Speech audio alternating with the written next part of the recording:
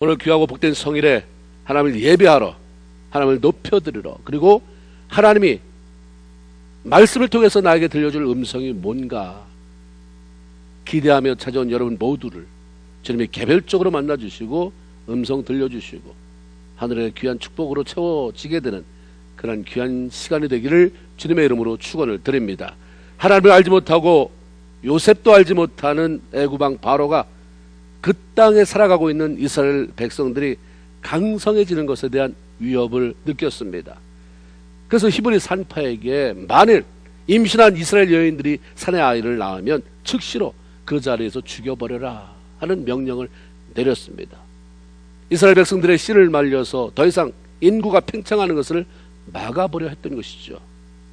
그러나 대제국 애굽 왕 바로의 명령보다 보이지 않지만 살아계신 하나님의 말씀을 두려워하며 경외하던 그 사람, 바로 그 사람들, 산파들이 왕의 명령을 어기고 아기를 살려두는 바람에 바로의 자존심은 그냥 하염없이 무너졌고 그의 계획은 물거품이 되어버렸습니다.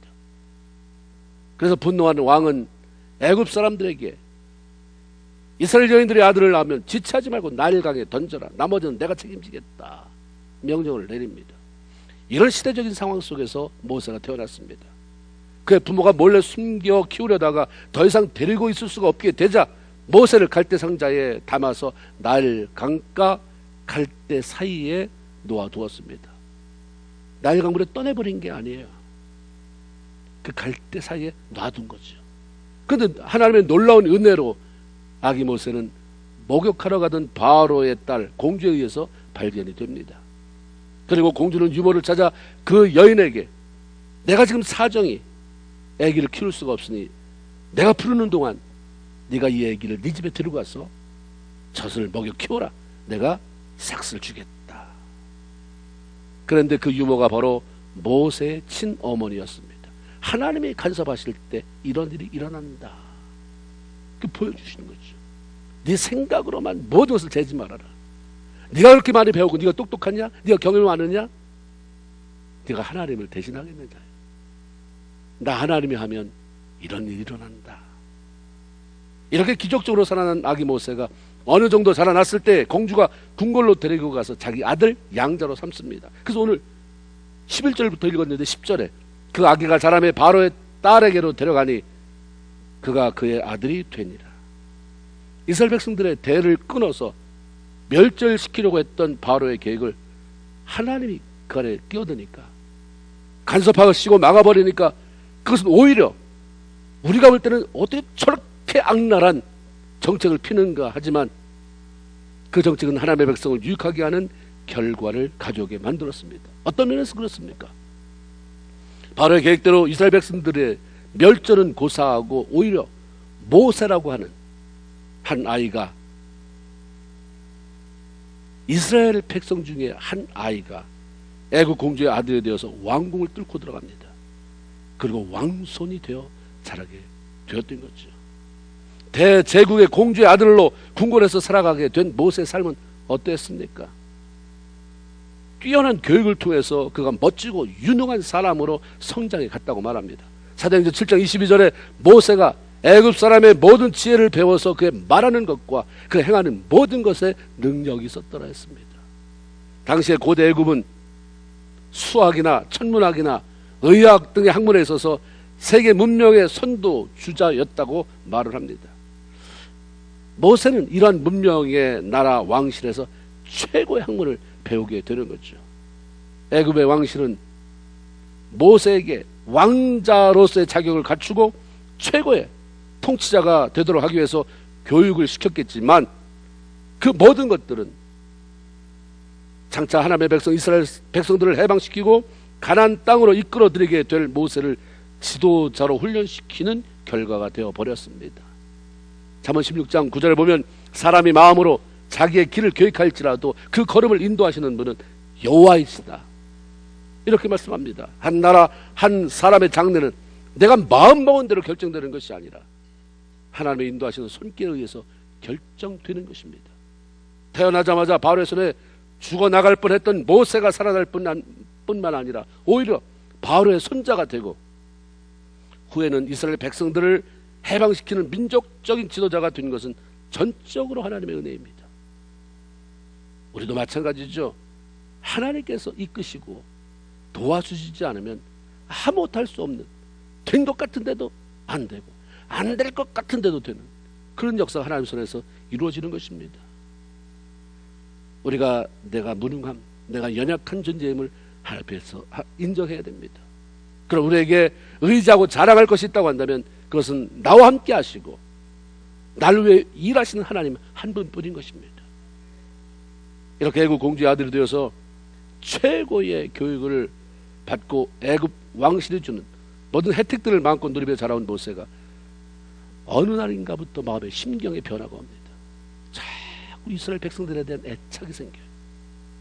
이스라엘 백성들에 대한 마음이 막 끓어오르는 것입니다. 오늘 보면 11절 보니까 모세가 장성한 후에는 한 번은 자기 형제들에게 나가서 그들이 고되게 노동하는 것을 보더니 어떤 애굽 사람이 한 히브리 사람 그 자기 형제를 치는 것을, 때리는 것을 본지라. 이렇게 기록되어 있습니다. 모세는 어린 시절부터 애굽에 들어가서 그들의 모든 지혜를 배워 말과 행위에 능할 정도로 교육을 받고 철저히 애굽 공주의 아들로 성장해 갔습니다. 어떤 동네에서 살았다고 한다면, 애굽인만 거주하는 동네에 살았다고 한다면 혹 히브리 사람이 거기에 한둘 껴있을지도 모르겠어요. 애굽 궁에서 살았어요. 이미 모세 때와는 시대가 달라져서 애굽 모든 사람을 노예 취급하는 그런 사람들이 애굽 국에 무슨 일로 들어가 있을 수 있겠습니까? 모두가 다 애굽 사람, 그 가운데 히브리 민족으로 이스라엘 백성들로 모세가 자라고 있었던 것입니다. 그러면 당연히 모세가 형제라고 말하는 사람들은 애굽 백성이어야 되는 거죠. 그런데 그런 이스라엘 백성들이 자기 형제라고 말합니다. 그리고 애굽에서 노예 생활로 힘들게 살아가는 자기 백성들을 보고 싶은 마음이 들어서 어떻게 살아가고 있는지 그들의 형편을 살펴보고 싶어서 곁으로 다가갔던 거죠. 어떤 사람은 지금 너무 좋은 혜택들을 받고 있고 너무 부유하고 너무나도 풍요로운 삶을 살고 있는데 혹시라도 내가 히브리 민족인 게, 내가 대한민국 사람인 게 들통나면 그래서 그냥 쉬쉬대고 어떻게든 내가 미국 사람이야, 난 미국 사람이야, 나는 애굽 사람이야 이러고 싶어 했을 텐데 굳이 나 히브리 민족, 내 백성은 이스라엘 백성, 그들이 어떻게 살고 있는지 내가 봐야 돼. 그 장소에 간 거죠. 사도행전 7장 23절에 참 놀라운 것은 창세기에 나오는 얘기가 창세기에만 나오는 게 아니라 여기도 나오고 저기도 나오고 구약에도 나오고 신약에도 나오고 모세의 얘기는 사도행전에도 나오고 히브리서에도 나오고 다 종합해보면 아 이랬구나 이랬구나 이랬구나를 알게 되는 거죠. 사도행전 7장 23절 나이가 40이 되매 그 형제 이스라엘 자손들을 돌볼 생각이 나더니 라는 기록이 있습니다. 그러니까 우리가 11절을 읽었을 때 모세가 장성한 후에는 40살이에요. 그게 40살이 됐을 때 사건임을 우리에게 말해줘요. 오늘 우리가 읽은 그 내용은 모세가 40살 됐을 때부터 벌어진 사건입니다. 그때부터 모세는 호화로운 궁궐에 대한 그 궁궐 생활에 대한 미련을 던져버리고 더 이상 나는 애굽 공주의 아들로 여기에 안주하지 않겠다. 이스라엘 백성으로 고난당하는 자기 동족을 위해 살기로 결단을 합니다. 그걸 어떻게 알았을까? 우리가 그걸 어떻게 알겠어요? 히브리서 11장 24, 26절 믿음으로 모세는 장성하여 바로의 공주의 아들이라 칭함 받기를 거절하고 도리 하나님의 백성과 함께 고난받기를 잠시 죄의 낙을 누리는 것보다 더 좋아하고 그리스도를 위하여 받는 수모를 애굽의 모든 보화보다 더 큰 재물로 여겼으니 이는 상 주시는 이심을 바라봅니다. 살아보니까 애굽이 호화롭지만 너무 죄가 많은 거예요. 하나님이 원하는 삶과는 전혀 다른 그런 세계로 흘러가는 거죠. 나도 거기 던지고 같이 즐기고 같이 야심에 차서 내가 잘만 하면 왕이 된다. 바로에게도 친아들 없었죠. 공주도의 아들을 못 낳았었지. 내가 양자지. 어떻게 해서든지 내가 버티면 나는 왕이 된다. 근데 내가 공주 아들이라 칭함을 다 내려내 던져버려요. 죄와 더불어서 낙을 누리는 것, 불을 누리는 것보다는 내가 잠시 동안 이 땅에 살면 얼마나 사냐. 하나님이 기뻐하는 삶을 내가 선택하겠다 인 거죠. 우리가 예수 믿으면서도 적당히 타협해서 이 땅의 것을 누려보려고 하는, 안 뺏기려고 하는, 더 가져보려고 하는 사람이 있는가 하면 그게 뭘 그렇게 대단하다고, 그게 뭘 그렇게 대단하다고 주님 섬기는 일에 그렇게 이렇게 저렇게 깎아먹으면서 거기에 연연하는가. 나는 이제 주님만 위해 살기로 했다라고 결단하는 사람이 있는 것과 똑같습니다.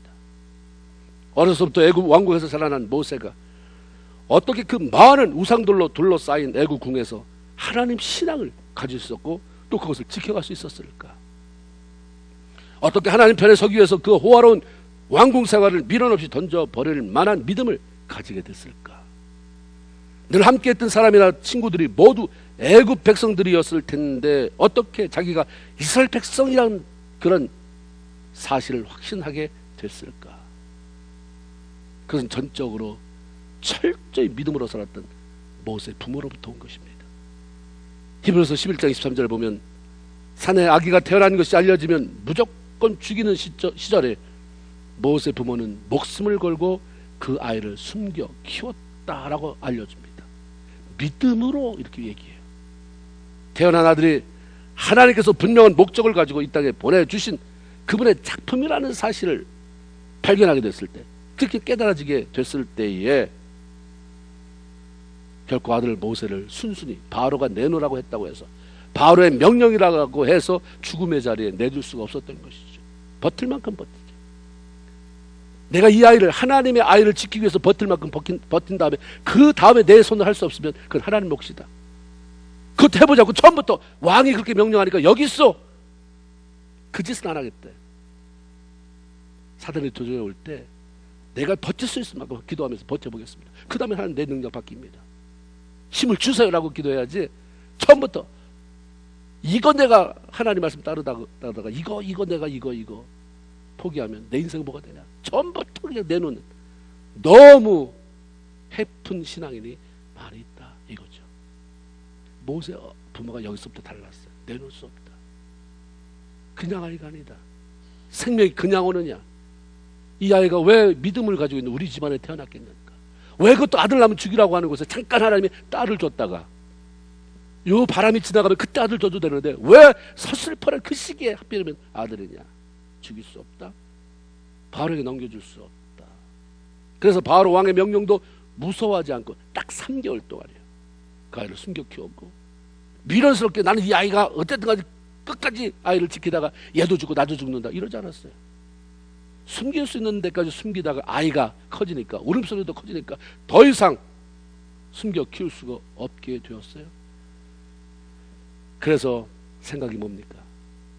이 아이를 살려야 되는데 누구에게 보내야 가장 잘 키울까? 어디를 보내야 바로 왕의 명령과 상관없이 이 아이를 마음껏 키울 수 있는 그런 사람이 나타날까? 생각하기 궁궐이죠.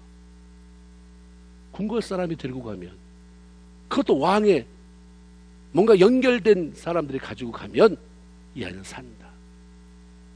그래서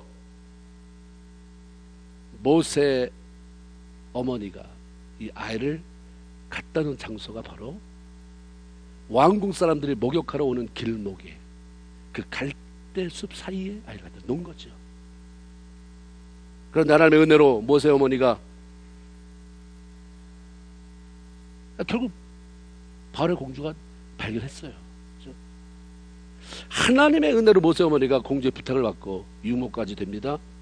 어느 기간 동안 모세를 집으로 데려다가 키울 수 있는 기회가 주어졌으니 결코 젖만 먹여서 키우고 싶지 않았을 거예요. 이제 얼마 안 있으면 1년이 됐든 2년이 됐든 3년이 됐든 모른다. 공주가 마음이 바뀌어서 내가 데려가야 되겠다 라고 누가 신하를 보내서 데려간다 하면 유모잖아요.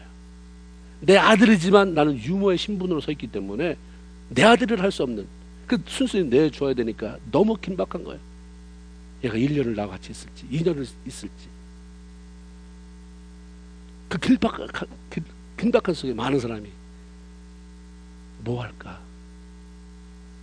내가 그런 처지라고 한다면 믿음의 사람으로 맨날 애만 들어보고 아유 헤어지는데 하면 눈물만 뚝뚝 흘리고 있을 것인가? 모세가 먼저 틀린 거죠. 모세가 죽고 살아나서, 죽지 않고 살아나서 애굽 궁으로 들어가게 된 기적적인 이야기 들려줬겠죠. 너 내 아들이다. 너 지금 궁궐에 들어간다. 어떻게 그렇게 가능했는 줄 아느냐? 얘기. 애가 알아듣든 못 듣든 계속했을 거야. 아브라함과 이삭과 야곱의 하나님에 대한 이야기를 들려줬을 것이고, 그 하나님께서 이스라엘 백성들에게 약속하신 땅 가나안에 대한 이야기도 들려줬을 것입니다. 어떻게 조상들이 애굽으로 이민 오게 됐는지에 대한 이야기, 모세가 궁궐에 들어가 하나님의 백성으로 어떻게 살아야 하는지에 대한 이야기를 들려주었을 것이고, 어린 시절 부모로부터 받은 신앙교육은, 민족교육은 그의 일생을 지배하게 되었을 것입니다. 잠언 22장 6절에 보면 마땅히 행할 길을 아이에게 가르치라. 그러면 늙어도 그것을 떠나지 않는다. 애한테 가르쳤는데, 어릴 때 몇 마디 했는데 늙어도 안 떠난다 이 말이에요. 우리가 자녀교육에 실패하는 이유는 첫째로 우리 부모에게 믿음이 없기 때문입니다. 우리는 그걸 회개해야 돼요. 둘째는 아이에게 하나님을 가르치지 않았기 때문인 것입니다. 이렇게 훌륭한 부모의 믿음을 유산으로 물려받고 애굽의 고급스러운 문화와 최고 학문을 연마하면서 멋있게 자라가는 모세에게 엄청난 사건이 한순간 벌어집니다. 애굽 사람을 죽이고 숨겼는데 그게 발각되는 바람에 애굽 궁에서 도망쳐 나와서 미디안이라고 하는 땅으로 도피해야 하는 일이 벌어진 것입니다.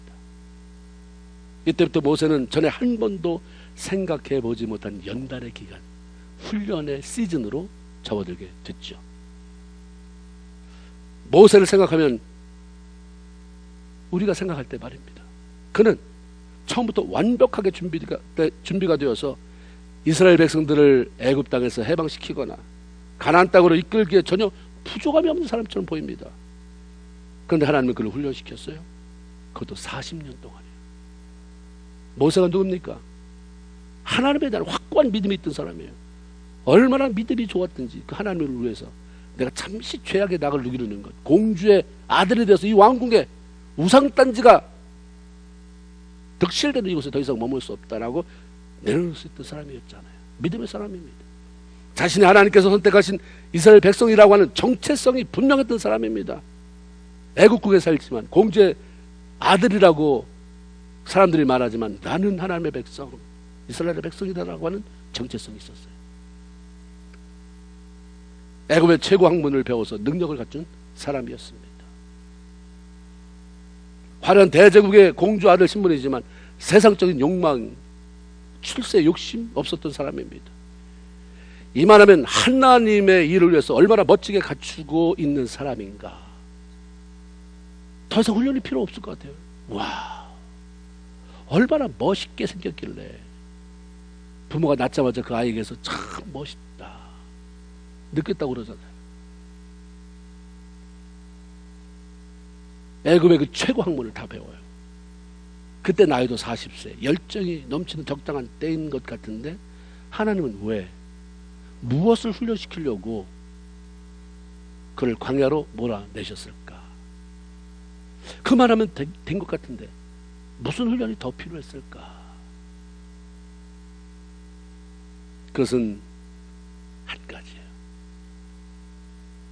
성경을 계속 읽어보세요. 한 가지가 뚜렷이 부각이 됩니다.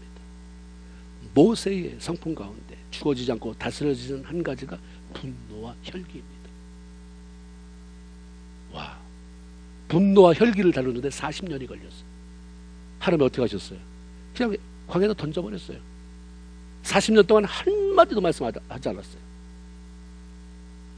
내일은 무슨 일이 새로울까? 주변에 다 양들, 양똥 냄새. 40년이에요. 하나님 그 40년 동안을 몸부림치게 하면서 혈기 뽑아냈어요. 모세가 사람을 죽이게 된 사연이 뭡니까?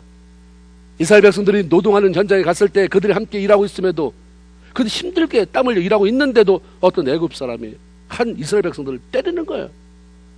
하나님 가서 위로는 못할 망정 왜 때리나 이거예요. 왜 때리냐. 아마 그 사람은, 그 애굽 사람은 이스라엘 백성들이 강제 노동하는 것을 관리하는 감독쯤 되었을 것입니다. 모세가 자기 동족이 애굽 관리에게 매맞는 장면을 보았을 때 속에서 불이 올라왔어요. 치밀어 오르는 화를 참을 수가 없었어요. 좋게 생각하면 의협심입니다. 야, 의리 있다. 의협심입니다. 그러나 그것은 분노였어요. 그 내면에 감춰진, 급할 때만 나오는, 자기 마음대로 안 될 때 나오는 그 혈기였습니다. 그 참지 못하고 죽여버렸어요. 12절에 모세가 사람을 죽이기 전에 좌우를 살펴 사람이 없을 때 날 보는 사람 없지 확인한 다음에 죽였다고 하는 것은 이미 마음속에 그 사람을 내가 반드시 죽인다, 좀 내가 반드시 죽여버리겠다 결심이 섰다는 거죠. 12절에 보면 결국 모세가 애굽 사람을 쳐 죽이고 모래 속에 감췄다고 기록해 놓고 있습니다. 내가 좋아하는 사람, 내 백성, 내가 안타깝게 여기는 사람이 매를 맞고 있는 것을 보면서 때린 그 사람을 때려서 죽일 정도라고 한다면 모세의 분노가 얼마나 대단했는지, 모세 혈기가 얼마나 대단했는지 아무도 못 말려요. 아마 그대로 컸다면 아버지도 남편, 어머니도 부인도 아무도 못 말려요. 분노가 이 안에 있었던 사람입니다. 혈기가 있던 사람입니다. 모세의 이런 행동이 한편으로는 난 더 이상 애굽 사람이 아닙니다. 나는 애굽의 왕조로 머무르지 않고 이제 고난받는 내 민족의 아픔을 이해하는, 그들을 돕기로 결단한 이스라엘 백성입니다. 나는 이렇게 퍼블릭하게 공공연히 나는 이제 내 신분을 노출시켰습니다 라고 할 수도 있겠지만 하나님은 그거 인정하지 않았어요. 네가 의협심을 하든 뭘 하든 난 그걸 원하는 게 아니다. 나는 너의 그 분노, 너의 그 혈기 인정할 수 없다. 그것이 다스려지기 전까지 모세를 사용할 수 없었기 때문에 그를 광야로 몰아내시죠. 아예 모세가 쓸모가 없다고 한다면 그것도 안 해요. 뭐하러 광야로 보냅니까? 그냥 알아, 그러다 죽어라. 네 혈기 마음대로 부리다가 분노하다가. 근데 그 사람에게 가지고 있는 잠재적인 능력이 있잖아요. 하나님이 꼭 쓰고 싶은 거예요. 그래서 40년 동안 던져놨어요.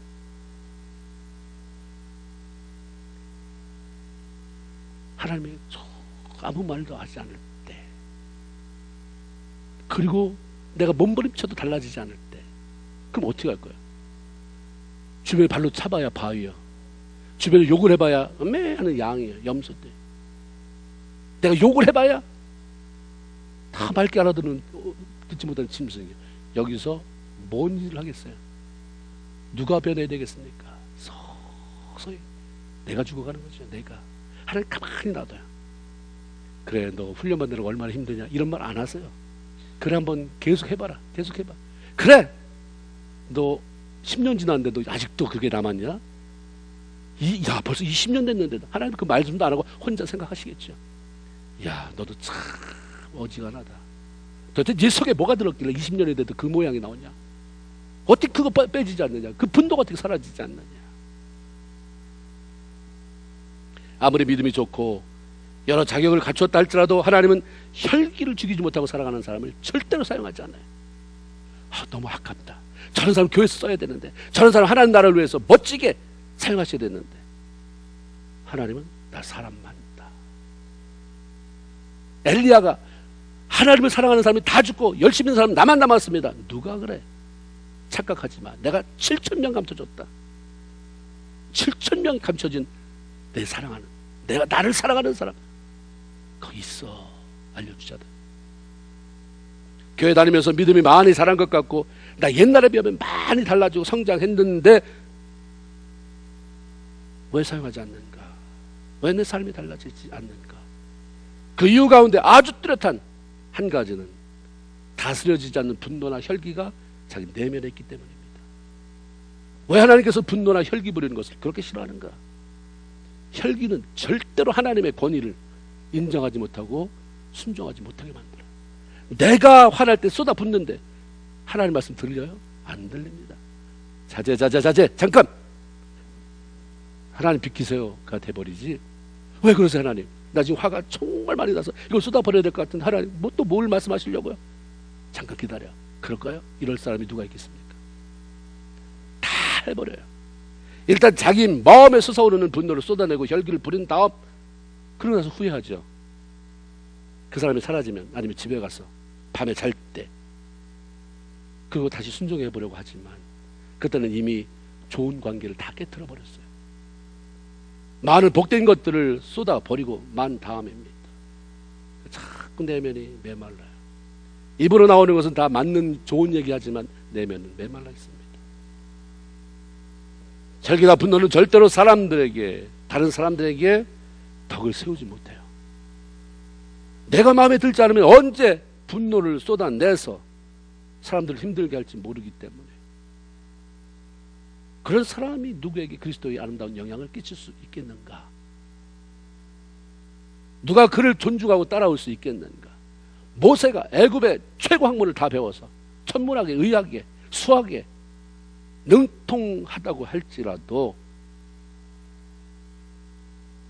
그가 말에나 행동에 유능한 부여다 할지라도 그 혈기가 살아있는 채로 이스라엘 백성들을 해방시키고 그들을 가나안 땅으로 이끌어가는 지도자가 되었다면 모세 한 사람 때문에 이스라엘 민족 공동체 전체가 가시에 찔린 것처럼 고통스러웠을 거예요. 하나님의 예비한 그 놀라운 것들이 사라지고 말았을 것입니다. 디도서 1장 7절입니다. 감독은 영적 지도자예요. 그게 아버지가 됐든 목장의 목자가 됐든 어떤 리더십을 가지고 있는 사람, 그 조건 가운데 하나가 급히 분내지 아니하며, 화나는 사람은, 화를 너무 쉽게 내는 사람은 지도자 될 자격이 없어요. 그런 사람은 가장이 될 자격이 없는 거예요. 그것 때문에 고민해야 돼요.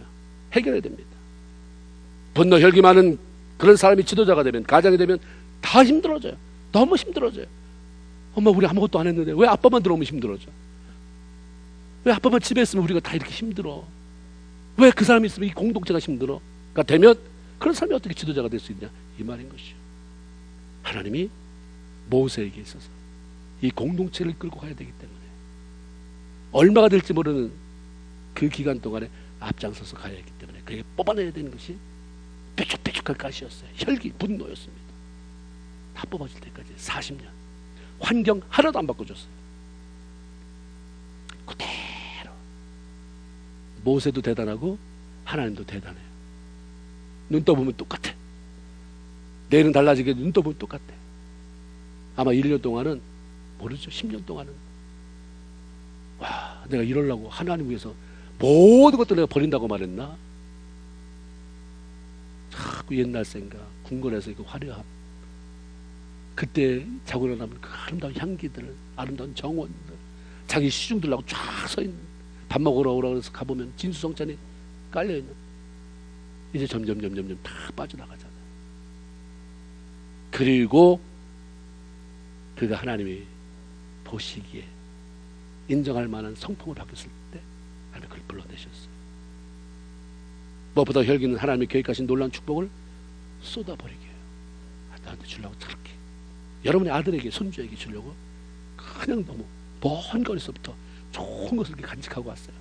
깨질까봐 내 몸이 좀 옆에 치더라도, 차 타고 오다가 내 몸이 깨지든 옆에 부딪혀서 멍이 들든 요거 주려고 가져왔는데, 에이, 손바닥 쳐서 다 쏟아버린다고 한다면, 아이고 기특한 놈, 할아버지가, 할머니가 그렇게 정성껏 가져왔는데 이걸 한 방에 날려버리다니 이 기특한 놈, 이러겠습니까? 혈기가 그러는 거예요. 혈기 있는 사람이 아무것도 못하고 혈기만 버립니까? 그러면 지레 죽어요. 다 잘해요. 그래서 하나님이, 네가 기도하는구나, 네가 믿음대로 살려고 하는구나, 봉사하는구나. 그래서 모아줬는데 어느 혈기로 탁 쳐버려요. 그 순간은 보이는 게 없어요. 하나님도 안 보이고 아무도 안 보여. 하나님도 갔다 나중에 오라고 그래. 하나님 갔다 나중에 오세요. 내가 좀 마음 좀 정리하면 그때 오세요 라고 말하지. 그러니까 쏟아버리기 때문에 하나님이 안타까운 거예요. 창세기 49장에 보면 야곱이 죽기 전에 하나님의 감동으로 자기가 낳은 한 사람 한 사람 아들들에게 예언적 기도를 해줍니다. 야곱 입술 얘기하지만 그 내용은 하나님 이야기였어요. 그때 시몬과 레위에게는 이들은 노여움이 혹독하니 저주를 받을 것이요, 분기가 맹렬하니 저주를 받을 것이라. 내가 그들을 애굽 중에서 나누며 야곱 중에서 나누며 이스라엘 중에서 흩으리로다라고 말씀합니다. 왜 이런 저주스러운 예언이 그들에게 임했을까? 창세기 49장 6절에 그들이 분노대로, 어디에도 통제받지 않고 분노대로 사람을 죽이며 그들의 혈기대로 소의 발목 힘줄을 끊었음이로다. 다행히도 레위는 이 문제를 극복했지만 시몬은 해결하지 못했습니다. 결국 그렇게 살다가 그냥 사라져버리고 말았어요. 이 땅에 사는 동안 저주는 분노와 혈기에서 오고 축복은 온유함에서 오는 것입니다. 인류 최초의 살인자는 아담의 아들 가인인데 동생을 죽이지 않습니까? 살인 동기가 분노 때문이에요. 살인한 가인을 찾아온 하나님이 뭐라고 말씀합니까? 내가 분노하면 어찌 믿냐 이렇게 물어봐요. 왜 죽였냐 이렇게 물어보지 않아요. 네 동생 왜 죽였는데 안 물어보고 너 이렇게 분노를 낸 이유가 뭐냐 이렇게 물어보죠. 도대체 왜 분노했는데, 너 왜 혈기 부렸는데, 너 왜 안색이 얼굴색이 그렇게 변했는데 그렇게 말하잖아요. 그때 가인은 인정하지 않아요. 하나님을 대듭니다. 그때 하나님이 가인에게 땅에서 네가 저주를 받고 밭을 갈아도 열매를 거두지 못할 것이다 라고 말씀하셨어요. 야고보서 1장 20절에 보면 사람의 성내는 것이 하나님의 의를 이루지 못한다. 아무리 좋은 일을 많이 했어도 하나님의 의, 하나님이 기뻐하는 것을 해야 되는데 분노는 하나님이 안 기뻐한다는 거예요. 근데 우리는 내가 화난 것을 생각하지 않고 내가 하나님께 뭘 드렸고 뭐 했고 그것만 생각하는데 왜 하나님이 우리를 안 주시는가? 분노. 네 안에 그 분노. 그게 나를 기쁘게 못한다. 모세가 훈련 받았잖아요. 딱 한 번. 광야를 지난 동안 딱 한 번. 반석에 명하여 물이 나오게 해라 했는데 너무 사람들이 얄밉잖아요. 해도 끝이 없는 거예요. 반석을 쳤어요. 혈기를 부렸잖아요. 그 한 사건 때문에 하나님이 40년 동안 이스라엘 백성을 끌고 온 모세, 너는 가나안에 못 들어간다 라고 말씀하셨어요. 하나님의 혈기를, 분노를 얼마나 싫어하는지 거기서 한 번 딱 우리에게 못을 박아 주셨던 것입니다. 분노와 혈기는 저절로 사라지지 않아요. 내가 분노해도 혈기를 부려도 상황이 달라지지 않는 그 상황에 집어넣습니다. 분노 불었을 때 누가 와서 왜 그러냐고 위로하고 역성도 하고 그래야 되는데 아무도 없게 만들어요. 모세가 분노하는데 혈기 부리는데 누가 찾아와요? 찾아오는 사람 하나도 없어요. 양들만 뭐. 그렇죠? 그런 상황 속에 갇혀 있어서 자꾸 깨지고 다듬어지고 생각을 정리하게 되고 자꾸 덜어내게 되고 어느 순간에 20년 지나 30년 지나 40년 되니까 온유하게 되는 거죠. 그래서 하나님이 모세가 분노가 했다, 혈기가 있었다, 이걸로 끝내지 않아요. 그 이후에 어떻게 됐는데요, 하나님? 민수기 12장 3절. 이 사람 모세는 온유함이 지면의 모든 사람보다 더하다. 80세가 되니까. 늙어서 내가 건강해야 되겠다, 뭐 했다. 이것보다 참 하나님 우리가 구해야 될 게 온유한 사람이 되게 하옵소서. 내 안에 분노가 없게 하시고 내 말에 가시가 박히지 않게 하세요. 우리가 주님이 그렇게 말씀하잖아요. 나는 마음이 온유하고 겸손하니. 주님이 자기가 온유한 사람이라는 거예요. 그럼 내가 온유한 사람이면 분노하는 사람을 찾겠어요? 또 다른 온유한 사람을 찾겠습니까? 온유한 분이라고 말하기 때문에 분노와 혈기에 찬 사람이 주님과 친밀함을 가질 수가 없습니다. 그리고 팔복을 말할 때 온유한 사람 복이 있나니 저희가 땅을 차지할 것이요. 천국에서 무슨 땅을 나눠준다는 게 아니라 이 땅에 사는 동안 모든 것들이 땅에서부터 오는 거잖아요.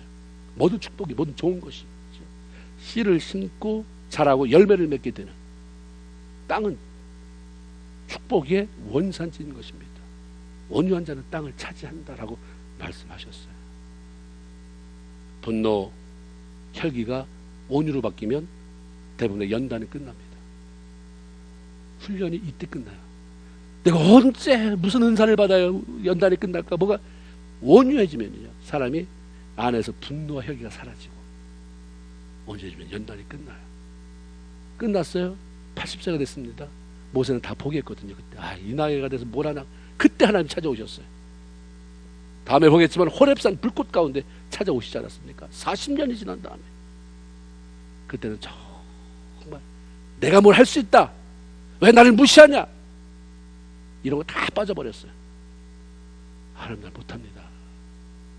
나 이것도 못하고 저것도 못하고 저것도 못하고. 근데 하나님이 아니다, 너다, 너여야 한다.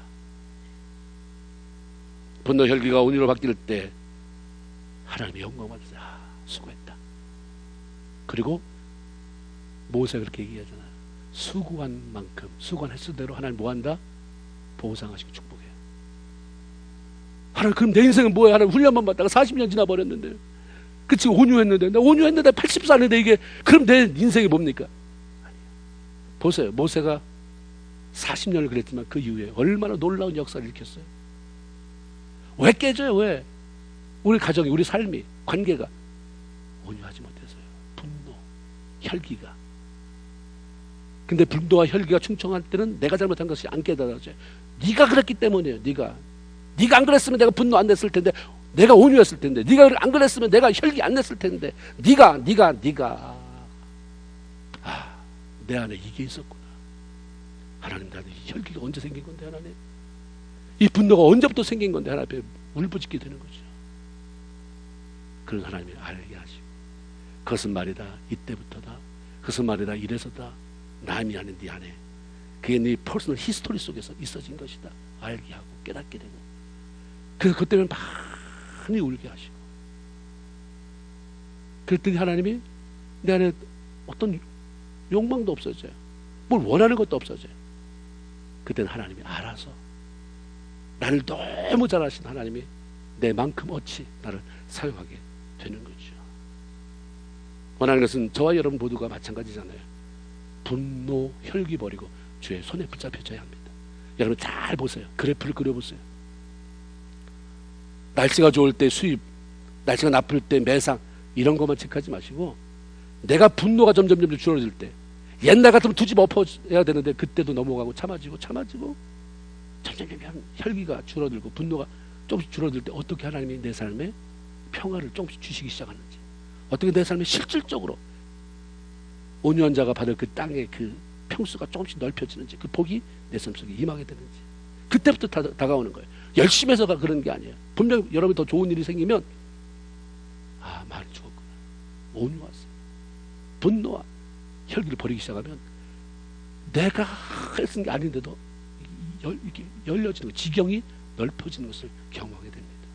분노와 혈기 버리고 주의 손에 붙잡히는 저와 여러분, 그리고 하나님 앞에 마지막 때까지 멋지게 쓰임받는 귀한 성도들이 다 되기를 주님의 이름으로 축원을 드립니다. 아멘. 기도합시다.